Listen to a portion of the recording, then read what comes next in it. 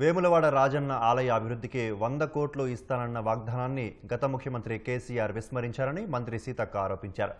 వేములవాడ రాజరాజేశ్వర స్వామి అనుబంధ ఆలయంలోని భీమేశ్వర స్వామిని కుటుంబ సభ్యులతో కలిసి మంత్రి సీతక్క దర్శించుకున్నారు.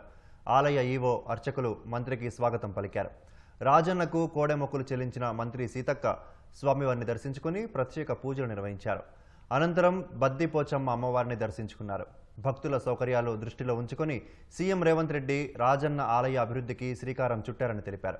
గోదావరి పుష్కరాల సందర్భంగా గోదావరి పరివాహక ప్రాంతాల్లో బాసర నుంచి భద్రాచలం వరకు అభివృద్ధి చేసేందుకు ముఖ్యమంత్రి చర్యలు తీసుకుంటున్నారని మంత్రి సీతక్క తెలిపారు.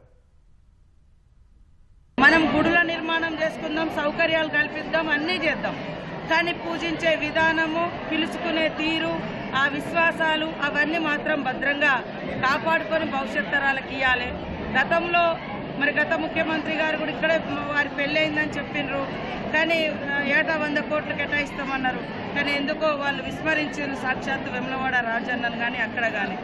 ప్రజల గుండెలలో ఉన్న విశ్వాసాన్ని మనము గౌరవించుకోవాలి, కాపాడుకోవాలనే లక్ష్యంతో మేము ముందుకెళ్తా ఉన్నాం. ఇక్కడ రాజన్న గుడైనా, అక్కడ సమ్మక్క సారలమ్మ గుడైనా ఇదంతా ప్రజల విశ్వాసాన్ని, నమ్మకాన్ని, వాళ్ళ భక్తిని కాపాడే బాధ్యతగా మేమందరం కూడా ఈ గవర్నమెంట్ సీఎం గారు రేవంత్ రెడ్డి గారు బాధ్యత తీసుకొని పనిచేస్తున్నందుకు, నిధులు ఇస్తున్నందుకు ప్రత్యేక ధన్యవాదాలు తెలియజేస్తా ఉన్నాం.